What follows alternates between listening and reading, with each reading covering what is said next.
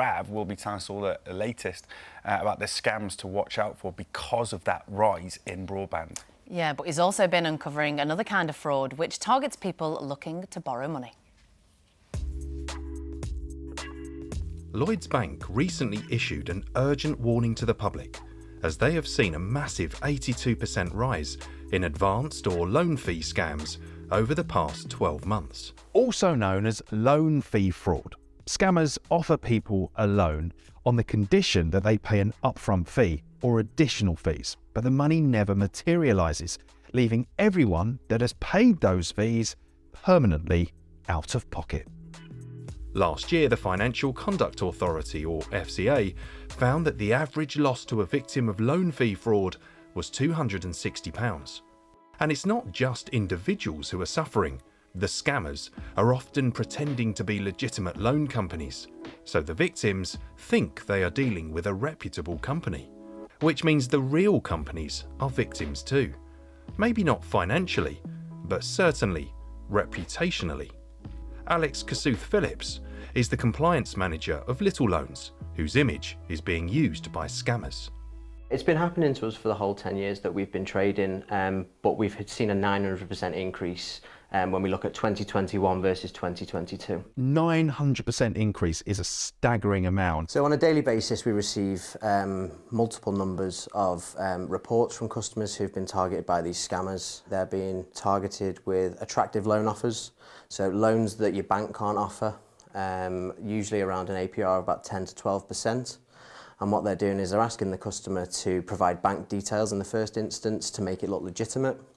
And then once the customer is on the hook, they will ask for a £50 fee, usually bank transfer, but can be in the form of an Amazon voucher, a Steam voucher, or a money transfer. And the customer will never get the money they thought they were going to get in the first place. No, they'll completely disappear off the face of the earth, and that's when they come to me. And what they'll do is they'll come to our website and they'll go, I've just paid this, where's my money? 9 times out of 10, it'll be that the customer has been scammed. And incredibly, as we were filming, exactly that happened.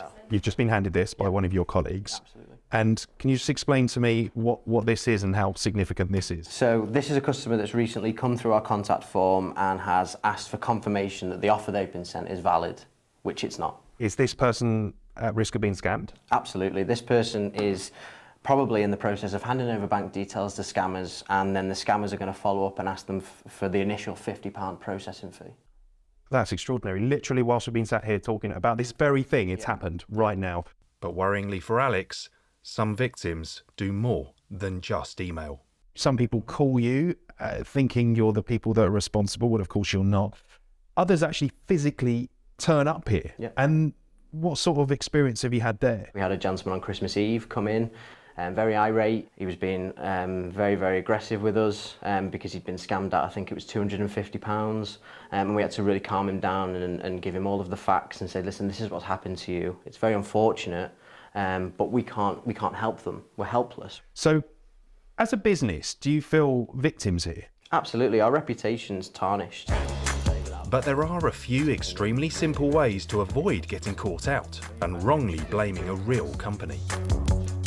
Mark Stewart is from the FCA, which has a register of legitimate lenders that anyone can access to avoid falling victim to this form of scam.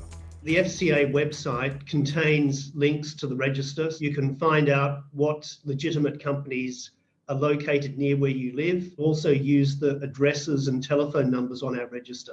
That's really important because we know some scammers will clone the name of a real firm. They'll use that firm's name, so use the addresses and telephone numbers on the register as well. So it's just that extra level of checking. Mark, in terms of a genuine company, would they ever ask for people to pay an upfront fee in order to get a loan from them? No, that's not what the real firms do. If you get asked for an upfront fee, it's a big red flag that you're not dealing with a legitimate lender. You're dealing with a scammer. Money might be tight right now, but if you're struggling, go to a source you can trust and ask for help.